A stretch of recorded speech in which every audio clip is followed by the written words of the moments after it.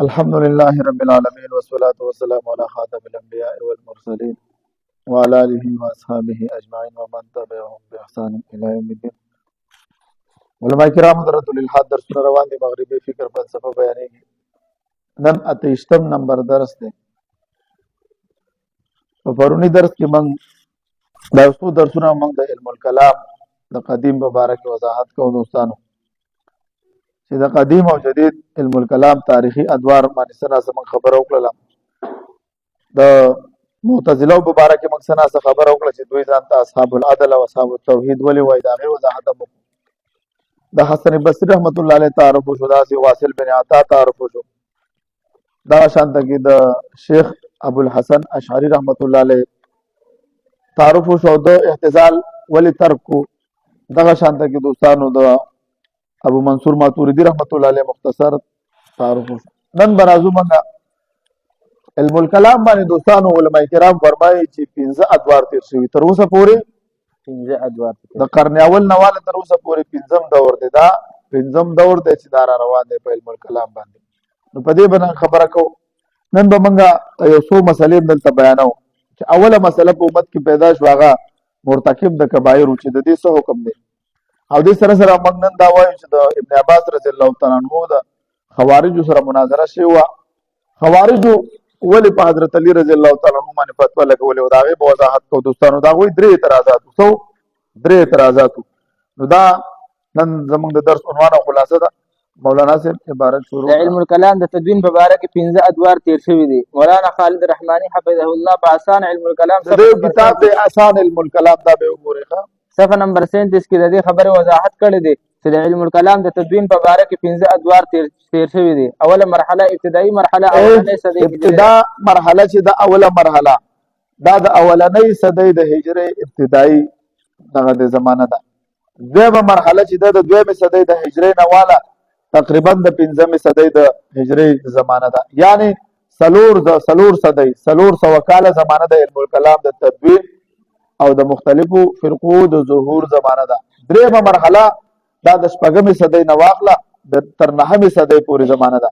په دې زمانه کې دوستانو د فن ته ترقی حاصله شوه او په دې زمانه کې د یوناني فلسفې بعضې مسائل په اسلامي معاشره کې داخل شو، لکه قدم د علم مسله رااله، د جوهر او د عرض، د علت او د معلول، کاز او افکت چې ورته ویل کېږي په انګریزي ژبه کې. دا مسلې دوستانو زموږ علت او معلول کې تلازم پکار دی او دا مختلفې تاسو په دې سره څه پوهېږئ. څلورمه مرحله د 10مې صدۍ هجرې نه واله تر د 12مې صدۍ هجرې پورې زمانه ده. په دې زمانه کې کوم خاص ترقي نه ده شوې. او 5مه مرحله چې دا د 14مې صدۍ نه واله تر د موجوده زمانه پورې. په دې زمانه کې د مغربي فکر او فلسفي الغار د الحاد نظریه په ټوله دنیا کې ډېر په تیزۍ سره په خورېدو ده. په دې زمانه کې د علم الکلام بعض جدید مسایل پیدا شوي دي.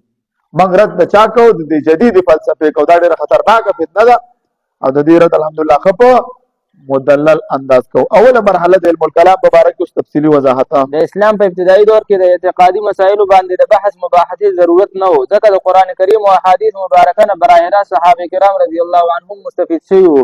هغه د وحي د برکت زمانه وه، لیکن کله چې د خلافت راشده زمانه ختمه شوه نو په هغه وخت کې په اعتقادي مسایلو کې بحث او مباحثه شروع شوه. په اختلاف رأی کې شدت پیدا شو تر دې پورې چې بعضې اعتقادي فرقې هم پیدا شوې. لیکن په هغه دور کې د علم الکلام بنیادي استدلالات قرآن کریم او احادیث مبارکه باندې قایم وو.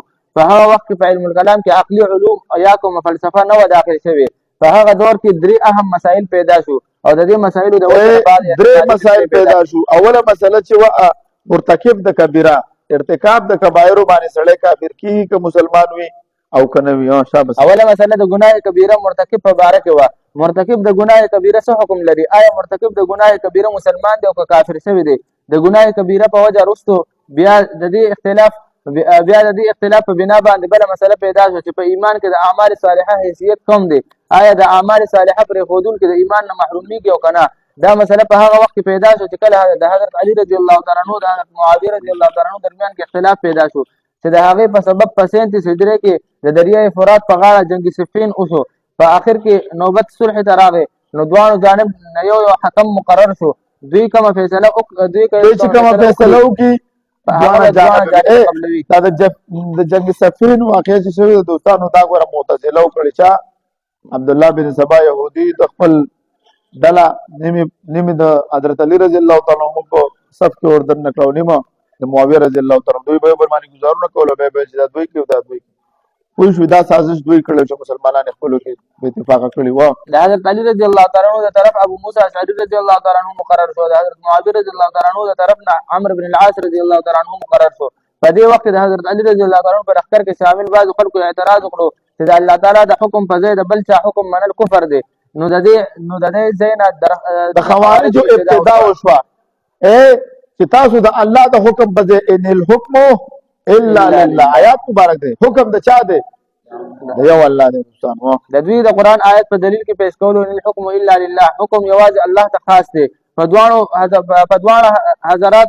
حضراتو د کفر فتوا ولګوله چا دی خوارجو. ها دوستانو چې دوی د الله تعالی نه علاوه انسان حکم مقرر کړو او د خوارجو دا نظریه وه چې د دوی د ګناه کبیره کبایر ارتکاب د ګناه کبیره او د دې په وجه دوی مرتد شو نعوذ بالله او واجب القتل دوی ویلي چې دوی ګناه کبیره وکړل نعوذ بالله او دوی ګناه په چا باندې په امیر المؤمنین حضرت عمر رضی الله تعالی عنہ پر فتوی لګي. تاسو خپل عقل پسې چیزي سکه خپل عقل پسې چیزي د خوارجو تعلق د حروریه مقام سره وو او دوی سره حضرت علي رضی الله تعالی عنہ په دغه مقام باندې باقاعده جنگ هم کړی دی او د عبد الله ابن عباس رضی الله تعالی عنہ ورسره مناظره هم کړې ده. دوی د حضرت علي رضی الله تعالی عنہ معاویه رضی الله تعالی عنہ خلاف د قتل سازش هم کړی وو. د حضرت معاویه رضی الله تعالی عنہ تر محفوظ پاتې شو، حضرت علي رضی الله تعالی عنہ ابن عباس رضی الله تعالی عنہ د خوارجو سره د مناظره کړې ده. مناظره څنګه و؟ د درې مسایلو یو داو چې دوی د الله تعالی د حکم په ځای د مخلوق حکم ومنلو. دویمه مسله دا وه چې دوی ویل چې د ځان د امیر المؤمنین دا لفظ ولې کټ کو.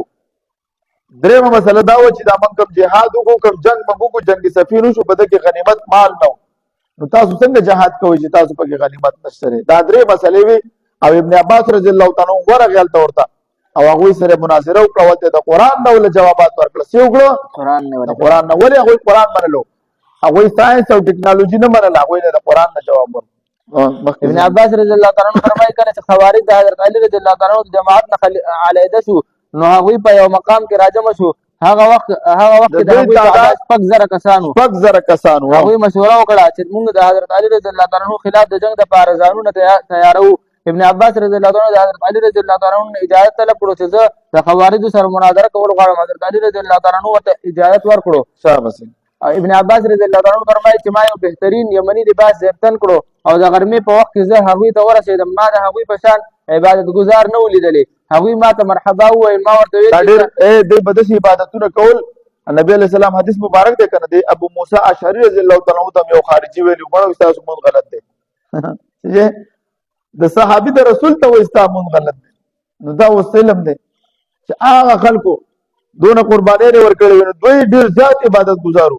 عبد الله ابن منجم چې دا ابن ملجم کوم چې حضرت علي رضی الله تعالی عنہ شهید کړو د ویل چې بالغ شوی ما نو د الله د ذکر نه علاوه ما بل خبر نه کړي او فتوا په چا لګولې و. په دنیا کې په دې وخت د حضرت علي رضی الله تعالی عنہ بهترین انسان د صحابه کرامو کې داسې مقرب موجود نو ولی خلیفہ د وخت د امیر المؤمنین دی. دوستانو دومره القابات لري دومره مقام لري او دا راځي په د کفر فتوا لګي. نو ما دوستانو عبادت سره څه پکار دی؟ اول مطلب پسې شي عقیده درسته ول پکار دی. ته خو ډېر صحیح عبادت کې داسې عبادت کې چې 24 غنټې د الله ذکر کې او مسلمانانو د کفر فتوی لګي. عقیده د اهل سنت والجماعت نه خلاف ده. نو اول عقیده سمه که چې عقیده ټیک نه نو بیا خو عبادت نه قبلېږي. دوستانو ما ورته ویل چې د حضرت علي رضی الله تعالی عنہ طرف نه تاسو ته راغلي ستاسو چې کوم اعتراضات دي هغه ما ته بیان کړي زه به جواب درکړم. د خوارجو درې اعتراضات دي چې کوم ما د لوضاحت کو تفصیل سره وایي. خوارجو اول اعتراض دا چې حضرت علي رضی الله تعالی عنہ د الله تعالی د حکم په مقابله انسان منصف وګرځولو. ځکه الله تعالی په سورۃ انعام کې فرمایلی دی ان الحكم الا لله. دا په سورۃ یوسف آیات نمبر 40 کې موجود دی او سورۃ انعام آیات نمبر 57 کې دا موجود دی. د فیصله ټول اختیار د الله تعالی دی. د خوارجو دویم اعتراض دا چې موږ څومره جنگونه وکړل په دې جنگونو کې نه خو قیدیان او غنیمت او دریم اعتراض دوی کولو چې کله چې حضرت علي رضی الله تعالی عنہ سره کوله نو د خپل نوم نه د امیر المؤمنین لفظ ختم کړو. ابن عباس رضی الله تعالی عنہ ورته وویل الله تعالی په قرآن کریم کې د یو خرګوش په باره کې هم فیصله انسانانو ته سپارلې ده چې د هغې په باره کې تاسو فیصله وکړئ. یا ایها الذین آمنوا لا تقتلوا الصید. اعوذ بالله سورۃ مائده آیات نمبر 95 کی دوستانو وضاحت موجود دی. اعوذ بالله من الشیطان الرجیم. یا ایها الذین آمنوا لا تقتلوا الصید وانتم حرم ومن قتله منكم متعمدا فجزاء قتل من النعم يحكم به ذو عدل منكم. سورہ مائده. اے مومنانو د احرام په حالات کې ښکار مه وژنئ او څوک چې ووژني ښکار په قصد سره دوستانو دی به بدله به ورکړی شي. فیصله به یو دوه عادلان کوي. د یو خرګوش د یو ښکار په باره کې فیصله الله تعالی دوه کسانو ته وکړه. دویم سورۃ النساء آیات نمبر 35 کې وضاحت موجود ده چې کله ښځې او خاوند په منځ کې اختلاف راشي نو یو سړی د ښځې د طرفه یو د سړي د طرفه څه شي منصف دي شي د دوی فیصله. نو د ښځې او د خاوند روغه کول ښه کار دی او که د ټول امت روغه کول ښه کار دی. د ټول امت دواړه ښه کارونه دي. دواړه ښه کارونه دي خو افضل پکې کم یو دی. افضل چې ټول امت د جنګ نه خلاص کړي. نو ګوره هغوی بیا ومنله. څو زره کسانو دا خبر حق منل ډېر سخت کار دی دوستانو چې بیا څه وکړي تا ته پته ولګي دا حق دی بیا ومني. او همداسې د ښځې او خاوند په باره کې فیصله دوه کسانو ته سپارلې ده.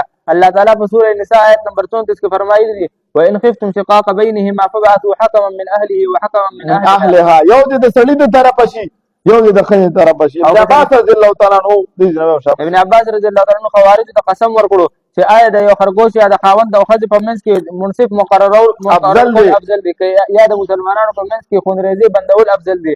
خوارجو وویل چې خونریزي بندول افضل دی. هغوی ته پته وه چې یار دا خبره خو صحیح ده دلیل خو د ده صحیح دی.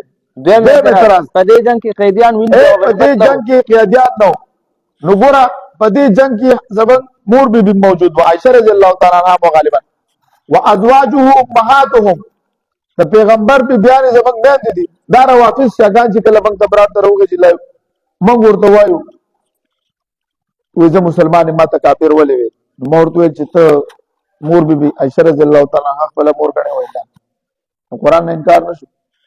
ته صحابه کرام ټول جنتیان ګڼې که نه. یو انکار حدیث والا دي چې دا د شیګان نه بدتر دي. موږ سره دلته ریکارډ موجود دی. یو بله ورځ یو د مفتی منیر شاکر شاګرد دی دا وایي د پیغمبر پته نه لګي چې دا هلته هغه سره به الله څه کوي. د چا د برکته چې موږ جنتیان کېږو چې پیغمبر علیه السلام د مقام محمود خاوند دی چې پیغمبر علیه السلام ته الله تعالی کوثر ورکړی دی دوستانو. چې پیغمبر علیه السلام صحابو ته وایي چې ته جنتي ته جنتي ته جنتي او دا د هغه په باره کې داسې عقیده لري. نو د شیګانو د عقیده چې د صحابه کرامو پته نه لګي. موږ وایو د صحابه کرامو زموږ د عقیده وکلا وعد الله الحسنى. الله تعالی ورسره د جنت وعده کړې رضی الله عنهم ورضوان دي. دا داسې نور په صلحاو آیاتونه په دې باب کې موجود دي دوستانو. یو دا منکرین حدیث دي دوستانو چې دوی څه کوي. نو په دې جنګ کې دوستانو ازواج پکې وو د نبی علیه السلام بیبي مبارک او د چا چې دا عقیده چې زه خپله مور په دا کرا ولم دا ایمان نه خارجيږي دوستانو عبارت وي. دیم اعتراض په دې جنګ کې قیدیان او وینځ او غنیمت نه وو.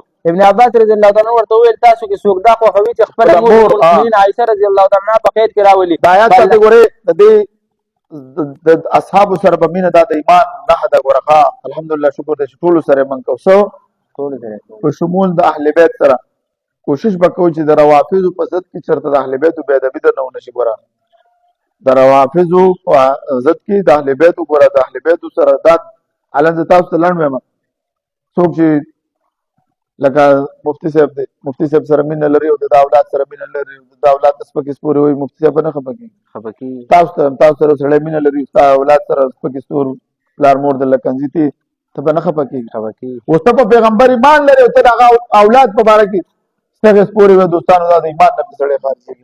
کوشش کوئ دوستانو. الله تعالی مې د قسم وي که څوک هم دا خوښول غواړي هغه به د اسلام نه خارج شي. ځکه الله تعالی په قرآن کریم سوره احزاب آیت 6 کې فرمایلی دي چې د نبی علیه السلام ازواج د امت مورګانې دي. اعوذ بالله من الشیطان الرجیم. النبي اولى بالمؤمنین من انفسهم وازواجه امهاتهم. د پیغمبر علیه السلام بیان ستاسو میندې دي. د مؤمنانو پیغمبر د خپل ځانونو څخه هم ګران دي او د پیغمبر بیان د هغوی میندې دي. ابن عباس رضی الله تعالی عنہ ورته ویل چې تاسو دا تسلیموي چې هغه ستاسو میندې د هغوی تسلیم کړل. بیا ابن عباس رضی الله تعالی عنہ درېیم اعتراض ته متوجه شو. هغه ته وویل چې کله د حدیبیې په مقام باندې صلح کېدل نو مشرکانو دا شرط مقرر کړو چې نبی علیه السلام د نوم نه به د رسول الله لفظ ختم کړي.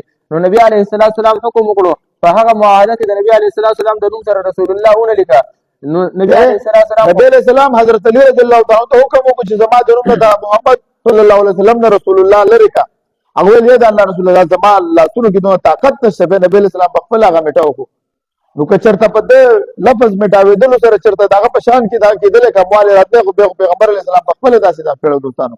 نو دا خبره د دې دلیل نه چې حضرت علی رضی الله تعالی عنہ د خپل نوم نه امیرالمؤمنین لفظ کټ کړی دی. په دې سره د په شان کې کمی نه دی راغلی. نبی علیه السلام خو د حضرت علی رضی الله تعالی عنہ افضل دی چې هغه د صلح دپاره د خپل نوم نه د رسول الله لفظ ختم کړو. نو د حضرت علی رضی الله تعالی عنہ دپاره هم دا جایز ده چې د صلح دپاره د امیرالمؤمنین لفظ ختم کړي. په دې جوابات اورېدو سره 2000 توبه تایید 2000 کسانو 2000 توبه وایسته چې والله د دا خبرې صحیح دی او دلیل صحیح دی. د توبه تایید شو دوستان او نور د جنگ دپاره راووتل چې ټول قتل کړي شو. اوس راځو دا مصنف عبدالرزاق او داسې مستدرک د حاکم او داسې نورو کتابونو دا واقعیت راغستې دي.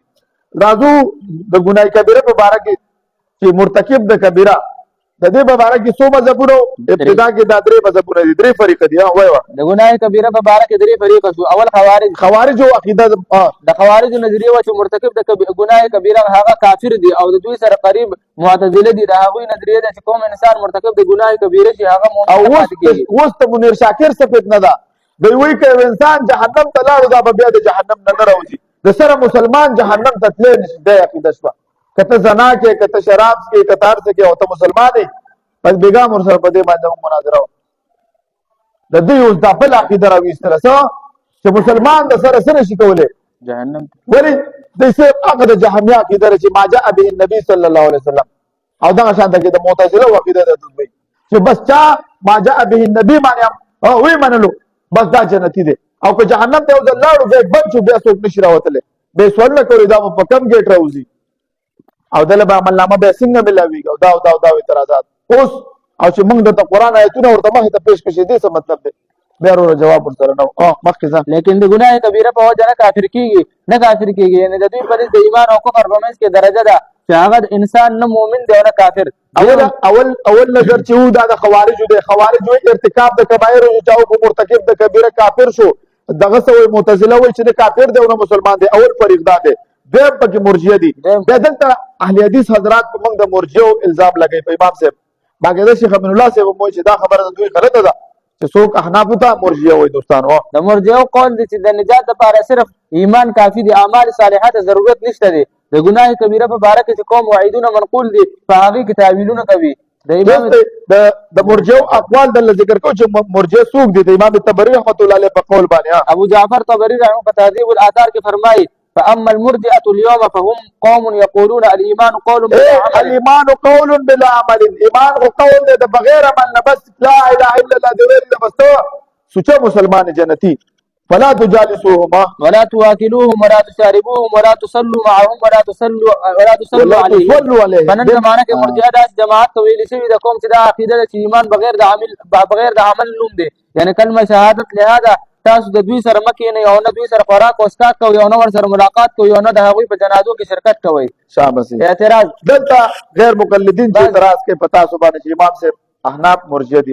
بعض غیر مقلدین په امام اعظم ابو حنیفه رحمه الله باندې د ارجاء تهمت لګوي. هغوی اعتراض کوي چې امام صاحب رحمه الله مرجئه الجواب وبالله التوفیق. په امام صاحب باندې دا ډېر لوی تهمت دی ځکه په فقه اکبر کې امام صاحب په مرجئه باندې رد کړی دی. رد کوي نو بیا څنګه امام اعظم ابو حنیفه رحمت الله علیه په خپل باندې څه کوي رد کوي. د فقه اکبر امام اعظم ابو حنیفه رحمت الله علیه داسې یو شخصیت تیر شوی دوستانو الحمدلله موږ دغه تقلید کو. تاسو شکر دی کالو سر عبارتونه پڑھاوي د الله په فضل سره. عبد الله بن امام شافعي رحمت الله علیه دا شعرونه چا ویلي لقد زان البلاد ومن عليها.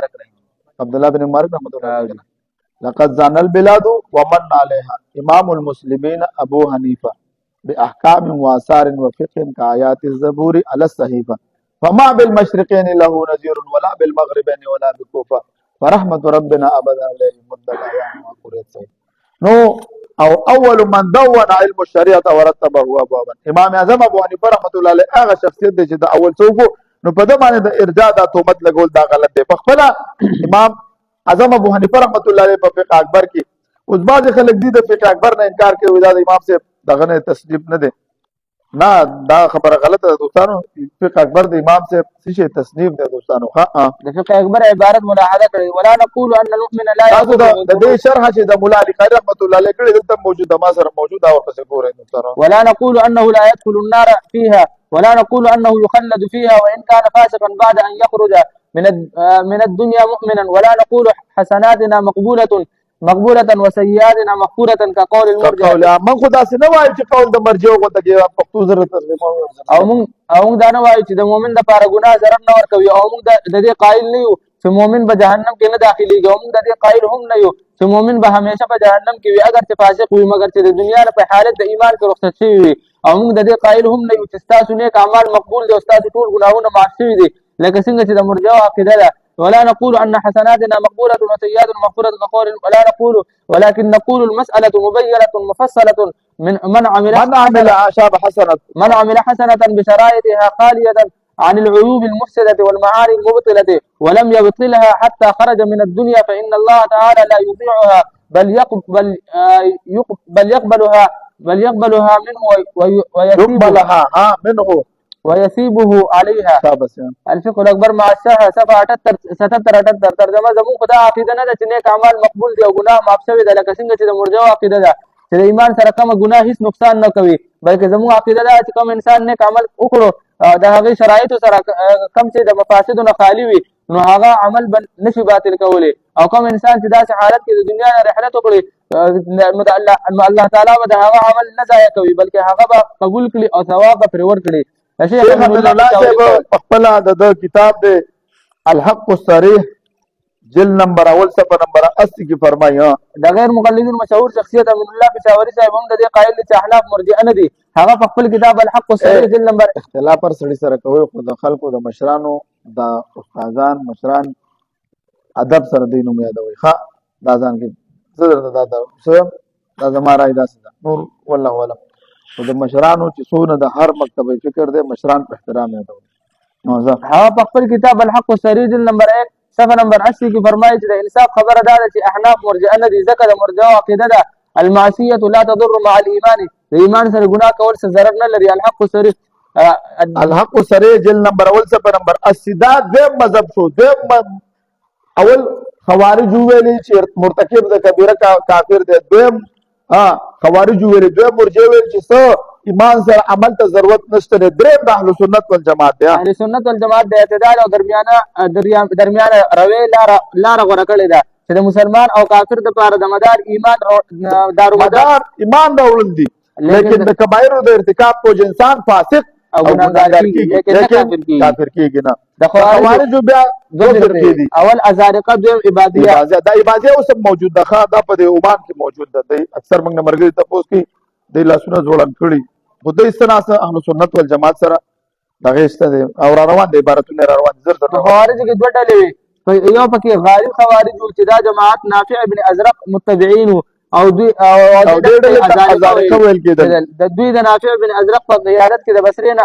اهواز طرف ته سفر کړی او هلته خپل حکومت قائم کړی دوی خپل مخالفین کافر او مباح الدم ګڼل تر دې پورې چې دوی معصومان او زنانه هم نه معاف کول بلکې ټول قتل کول جایز ګڼل قوم چې دوی سره تعاون نه کول هغوی به هم کافر ګڼل دا فرقه په آهسته ختمه شوه ازارقه وقاید څه شی او د هغې وضاحت نمبر 1 د حضرت علي رضی الله تعالی عنه حضرت عثمان رضی الله تعالی عنه حضرت طلحه رضی الله تعالی عنه حضرت زبیر رضی الله تعالی عنه حضرت عائشه رضی الله تعالی عنه حضرت عبد الله بن عباس رضی الله تعالی عنهم اجمعین پشان جلیل القدر صحابه کرامو تکفیر یې کولو زمونږ د اسلافو دوستانو څه به کوو تکفیر به کوو دویم څوک چې د جنګ نه انکار وکړي هغه کافر شو اگر چې هغه د خپل مذهب په طریقه باندې عمل کوي دریم د مخالفینو د معصومانانو او د ښځو قتل جایز ګڼلو څلورم د زناکار نه رجم د اسقاط قایل نه وو د زناکار نه رجم د اسقاط قایل نه وو نمبر 5 د مشرکین اولاد به د خپل آبا او اجداد سره په جهنم کې سوځيږي نمبر 3 قول او عمل کې تقیید ناجائز ده نمبر 7 مرتکب د کبیره کافر خالد مخلد فی النار دی الملل والنحل الشهرستاني جلد نمبر 1 صفحه 140 141 الفرق بین الفرق ډاکټر د مشهور قاری صاحب سره مناظره وا او اعتراض کوم قاری صاحب صلی الله علیه وسلم دا الملل والنحل وي دا ململ او دغه شي الملل دی ململ وي ململ والنحل نو مړه بس بیا اخره کې موږ وایو دې ته تاسې خلک دې موږ ته وایي که نه دا منکرین حدیث راشي مناظره کوي ما ته وایي د آیات ووایه بیا آیات نشي ویلی ترجمه غلطه کوي زمونږ ملګري ورسره بېګا سم چل ما د خندان یې وژلی ما وایي کمرم بدګه ما ته خوا خو خندان آیات یې ویل زمونږ د ملګري ته ویل چې ته آیات وایه آیات هم ویل زموږ ملګري ته ویل ته ترجمه مو کته ویل ترجمه الټه وکړه اوس هغه ته پته نه لګي چې دا څنګه کوي اصحاب الشمال نه مراد ګس له اسمانې تلونکي دی به په جهنم کې وي دی به په جهنم کې په نقصان کې دی زموږ ملګري الله لفظ ترجمه داسې وکړله بس هغه سره د دې دغه جواب نه وکړ ورته ویل ترجمه غلطه کوي ولې غلطه کوم زموږ ملګري ورته ویل ولې غلطه کوم وایي دا ته چې ځان نه ترجمه کوي نو ما چې په داسې خلکو اورېدلي والله پاک دې رحم وکړي چې اوس اخره زمانه ده هر سړی بس والله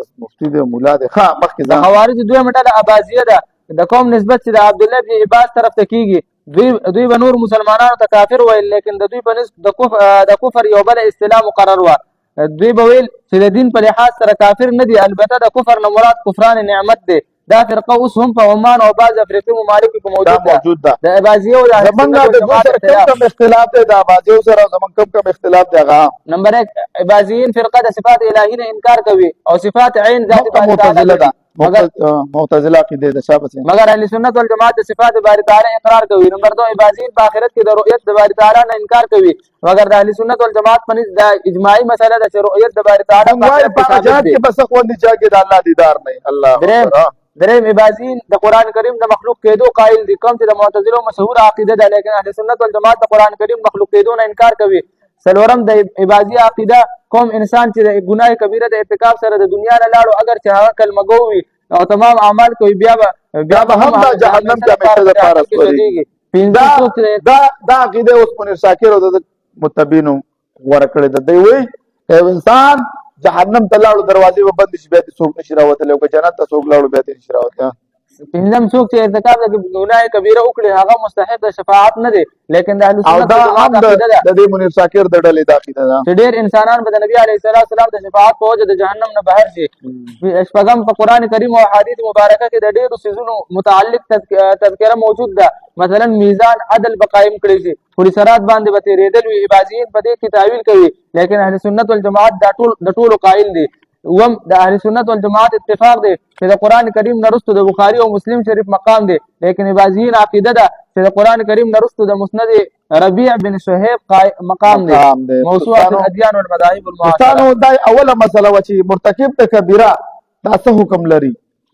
دغه خبره چې جبر او اختیار او دغه مسله چې راوتله جبر او اختیار دغه مسله کوم چې په هغه دور کې پیدا شوی و هغه د جبر او اختیار مسله وا که چېرته انسان سوچ وکړي نو انسان یو طرف ته مجبور دی د مشیت الهي نه بغیر یو کار هم نشي کولی او بل طرف ته انسان ته د اختیار او طاقت حاصل دی د قوم په مدد سره چې هغه په خپله اراده سره ټول کارونه کولی شي په دې سلسله کې دوه انتها پسندانه نظریات والا فرقې پیدا شوې د یو فرقې نوم قدریه او د بلې فرقې نوم جبریه قدریه او جبریه اوله فرقه قدریه وه د دې فرقې مشر او مقتدا معبد الجهني او معبد جهني د دوی مشر دوستانو ها ابو حاتم فرمایي دا په بصره کې اول شخصیت چې د تقدیر په باره کې کلام شروع کړو د هغې نه وروسته مدینې ته لاړو او د خلکو عقاید یې خراب کړل د دې فرقې نظریه وه چې انسان په خپل اعمالو باندې قادر دی انسان ته د کوم عمل په پوره کولو کې مشیت الهي د تعاون ضرورت نشته دی په اتیا هجره کې عبدالملک بن مروان پانسی کو قتل کو اول نمبر فرقه مشر د قدریه مشر څوک معبد جهني ها دویمه فرقه د جهمیه وه جهم بن صفوان په قیادت کې وه د جهم بن صفوان په قیادت کې وه جهمیه یا د جبریه فرقې نظریه وه چې انسان مجبور محض دی چې انسان نیک عمل کوي او که بد په دې کې د انسان اختیار نشته دی هر څه په الله کوي د فرقه جهمیه عقاید تاسو ته بیانوم فرقه جهمیه کې عقاید فرقه جهمیه کې چند اصول او بنیاد عقاید چې د سنت والجماعت نه خلاف دي اول نمبر کې عقاید کې څه الګ نمبر 1 ایمان صرف معرفت قلب کا نام ہے جبریہ والا دی بس ایمان صرف معرفت قلب کا نام ہے اگر وہ حاصل ہے تو انکار لسان کے باوجود بندہ کامل ایمان ہے نمبر 2 ایمان کے بعد اعمال صالحہ کی کوئی ضرورت نہیں ہے اور افعال سیئہ سے بھی ایمان متاثر نہیں ہوتا نمبر 3 اللہ تعالیٰ تمام افعال کا خالق ہے नंबर 4 बंदा मजबूर महज है, इसे कोई इख्तियार नहीं। नंबर 5 कलामुल्लाह हादिस और मखलूक है। नंबर 6 अल्लाह ताला के अलावा कोई चीज कदीम नहीं है। नंबर 7 रुयत बारी ताला महाल और कतअन नामुमकिन है। नंबर 8 अंबिया और इनके उम्मतियों का ईमान यकसा और एक दर्जे का है, इसमें कोई तफावत नहीं। नंबर 9 अल्लाह ताला का इल्म हादिस है। अऊज़ु बिल्लाह। او دا صفات فعلی دا وحید الزمان هم وای چې صفات فعلی دا الله تعالی سے حادث غنی अल्लाह ताला का इल्म हादिस है, किसी चीज के वजूद और इसकी खिलकत से पहले अल्लाह ताला को इसका इल्म नहीं होता। नंबर 10 जन्नत और जहन्नम को इनके मुस्तहिकीन के दाखिल होने के बाद फना कर दिया जाएगा। कुरान करीम और हदीस में खालिदीन वगैरह जैसे अल्फाज कसरत के माने में वारिद हुई है। पूरा खालिदीन ना मुराद मुनीर शाकिर शागिर्दान हुई چې دنا مراد हमेशा او په اوسېږي دا وایي چې دا به فنا کیږي بس ختم بشي وقه ګوره دا تر قیامت چې څونه ډلې راوځي د دې بنیاد په دغه معتزله او خوارج او دا شیعاګان به ښه دا منیر شاکر فتنه رااله زمونږ په پښتنو زمونږ بچي خراب کړو څوک منځونه نه کوي زکات نه انکار کوي حج نه کوي بس صرف اسلام دا دی چې ته قرآن د توتی غونډه کې لوله یو آیات بل سره پټ کوه بل آیات بل سره پټ کوه یو په نبی علیہ السلام اعتراض کوه په صحابه هم کوه په منځم کوه په مسلمانانو هم کوه بس دغه دې ته پاتې کو اسلام اسلام چې مکمل شوی خو په اعمالو سره مکمل شوی چې اعمال پکې نه اسلام څنګه مکمل है शाबाश। नंबर 11 अल्लाह ताला को किसी ऐसी सिफत के साथ मुत्तसिफ करना जायज नहीं है जो बंदों में पाई जाती हो। यही वजह है कि जहमिया ने अल्लाह ताला की हई और आलिम होने का इनकार कर दिया क्योंकि ये बंदों के भी औसाफ है, और अल्लाह ताला को सिर्फ फाइल और कादिर करार दिया क्योंकि ये बंदों के औसाफ नहीं है। नंबर 12 जहमिया अल्लाह ताला के तमाम सिफात का सराहतन इनकार करते हैं। अल्लाह के सिफातों ने इनकार किया। नंबर 13 मुअतज़िले की तरह ये भी हर इस गैब खारिक आदत साबित शुदा अमर का इनकार करते हैं जो इनके अकल से बाहर हो। नंबर 14 बारी ताला के लिए तहय्युज़ बिल मकान के कायल है। जो कदरियों पर फिक्र के अल्लाह ताला का इज्ज़त मुस्तलज़िम है शाबाश से इंसान द अल्लाह ताला द मशीयत न बगैर फल ख्वाहिश बांधे अमल कौली सी और द जबरियों पर फिक्र के अल्लाह ताला द जुल्म निस्बत मुस्तलज़िम दे। कदरिया वही چې इंसान द अल्लाह ताला द मशीयत न बगैर अल्लाह ताला ته اجازه وکړو د الله خو خره د وما تشاؤون الا ان يشاء الله چې د الله خو دی وای نه چې زما خو نو الله تعالی ته دوی څه کوي اجازه دوستانو دا کې التزام قیام او جبریه څه کوي الله تعالی ته نعوذ بالله د ظلم نسبت کې دوستانو ځکه چې په انسان باندې هر څه الله تعالی کوي نو د سزا ورکول خو بے معنی شو. دا دوه فرقې په آهسته آهسته ختم شوې دي. معبد جوهني او د جام بن صفوان دوه دا په مایا به څه وکړي دي ډېر تکړه دي. اوس راځو د اهل سنت والجماعت نظریه د اهل سنت والجماعت نظریه د اهل سنت والجماعت نظریه د دوه فرقونو جدا ده. د اهل سنت والجماعت نظریه دا ده نظریه ده چې الله تعالی انسان ته اختیار او قوت ورکړي دي قوم ته چې کسب وایي لیکن وایي والله کا موږ وایو چې الله خالق دی او بندا کاسب دی دوستانو لیکن هغه قوت د الله تعالی د مشیت او مدد نه بغیر هیڅ هم نشي کولی. مثلا یو انسان ته د دې خبرې اختیار او قوت ورکړی شوی دی چې دا په خپل اراده او اختیار سره مسجد ته ځي او په خپل اختیار سره شرابخانه ته ځي. نو الله تعالی د نیک اعمالو ناراضي دي او د بد اعمالو نه دی راضي. الله تعالی ته د مخکې نه معلومه ده چې کوم انسان په خپل اختیار او قدرت په کوم اعمالو کې صرف کوي نو د هغې مطابق ورته فیصله هم لیکلې ده. د قوم ته چې تقدیر وایي اعوذ بالله من سورۃ الزمر آیات نمبر 7 کی فرمایا اللہ تعالی ان تکفروا فإن الله غني عنكم ولا يرضى لعباده الكفر وإن تشكروا يرضه لكم ولا تزر وازرة وزر أخرى ثم إلى ربكم مرجعكم فينبئكم بما كنتم تعملون إنه عليم بذات الصدور. لکه یو استاد چې کله د مخکې نه یو طالب علم په باره کې وضاحت وکړي چې دا طالب به کامیاب کیږي ولې چې محنت کوي او بل په باره کې رای ورکړي چې هغه به ناکام کیږي. موږ دا وضاحت کړی دلته چې دوی وایي چې د الله ارڅ لیکل شوی دي نو بیا دا خو لیکل شوی دي چې دا جنتی دی دا جهنمی دی نو دا خو بیا ظلم شو. موږ ورته یو نه کنه انسان ته الله اختیار ورکړی دی موږ خو جبریو غونډه کې تاسو مجبور نه ګڼو کنه. موږ درته یو الله تعالی فرمایي فمن شاء فلیؤمن ومن شاء فلیکفر که کفر اختیار او که شرک اختیار الله تعالی فرمایي وهدیناه النجدین دواړه لارې موږ الله بودلې دي دې سره سره موږ له اختیار راکړی دی خو دې سره موږ ته دا ویل دي چې ولا یرضى علی عباد الکفر غور بندا دستا د کفر نه څه راضي نه موږ له اختیار راکړی دوستانو فیصله چې کېږي د انسان په عمل سره بکېږي څه کېږي انسان فلا تعلم نفس ما اخفي لهم من قرة اعين جزاء بما كانوا يعملون. بل آیات کې سره دي جزاء بما كانوا يكسبون د کسب او د عمل په وجه به انسان ته فیصله ملوي. انسان ته چې نتیجه ملاویږي دا خو دوستانو دا به موږ ویل کنه چې چې جبریه څه کوي دا د ظلم نسبت الله ته کوي، چېر څه په ما الله کوي نو بس دا خو نعوذ بالله کفر هم په ما الله کوي. نو دلته خو الله تعالی الله تعالی څه فرمایي؟ ان الله لا یظلم الناس شیئا وی رسول ولکن الناس انفسهم یظلمون. الله وایي چې زه په تاسو ظلم نه کوم، تاسو په بل آیات دی الله تعالی فرمایي آیات د ظلم په اړه کې الله تعالی وایي چې زه د ذره برابر په چا باندې ظلم نه کوم، مثقال ذره. الله وایي زه د ذره برابر په چا ظلم نه کوم. الله وایي ما يفعل الله بعذابكم ان شکرتم وامنتم كان الله شاکرا عليما. الله وایي ما څه کړ دې چې څوک تاسو جهنم ته ورځو. نو دې کې به تاسو دا د قدر او د جبر دا ډېره خطرناکه ده، علم دا موضوع په ډېره خطرناکه ده. سره دې کې مخکې به ډېر نه ځي دوستانو، بس دومره په قدر د ضرورت په کې سبق بیګا یو ملحد راغی ابل یو مسلمان سوال وکړ حواله السلام پیدا شوی ده. ما دوه روایت دي، یو چا کومه خټه پیدا شوی و پاتې و آدم علی السلام راغی نه کړو، یو غسه پخته بل ملحد راوته دا پیدا شو وای دا چې پیدا شو د وخت دا نه مېشتو ماشوم نه مېشتو پیدا کېږي خدای تعالی سکاله خو ما ته چې بچي الله شو آدم علی السلام سره وکینو ورته به چې بابا جان او باز ما ته دې ګورته باز خبرو مم ته علم نه ده د الله د ذات مبارک چې دا کلم دې تاسو کوي مم داغه د ذات مبارک تفکر فی خلق الله د الله په مخلوقاتو کې بسو کوي، د الله په مخلوقاتو کې بسوچ کوي، ولا تفکر فی ذات الله پتہ نه کو د الله په ذات کې بسوچ نه کوي. څه کوي هلاکه کې دوستانو مم دوستان وای تو دل میں تو آتا ہے سمجھ میں نہیں آتا بس جان گیا میں تیرے پہچان نہیں. دوستانو من به د الله په صفاتو کې سوچ کو، ولې د الله په ذات کې موږ سوچ نشو کولای. ذات کې سوچ د پاره مثل باور کې د الله مثل مماثلت پیش کولای شي سو نشي پیش کولای. نو ما ورته ویل چې لاړ آدم علیه السلام نه به تاسو کو چې بابا دا زمونږ نه څنګه پیدا شوی په تفصیل سره هم کوي. نو د دومره خبرو مطلب مې دا هغه خبره بچړې چې کوم ډول ضرورت کې نه اخوا به نه زي مخکې دوستان کوم شاګرد د کامیابی باره کې چې استاد خبر ورکړي مثال ورکو استاد شاګردان استه تاسو پته لګي چې هغه ورته لیکل کړي هغه 15 نمبر ورکړي سره ته پته ولګي چې هغه سړی چې کمزور دی کدا دو کالم سبق کوئی دی نه یاد ها فرض مثال ایو له 10 نمبر ورکړي ور سره به دا پیژني. نو هر سړی مخکې نه استاد وایي چې دا سړی روان نتیجه کې ناکامېږي دا به کامیابیږي. ولې دا قشانه کې الله تعالی هر څه علم دی، دا به جنت ته ځي دا به جهنم ته ځي ټول ورته معلوم. خو جنتیان به د جنت عمل کوي ان الابرار لفی نعیم وان الفجار بس واضح.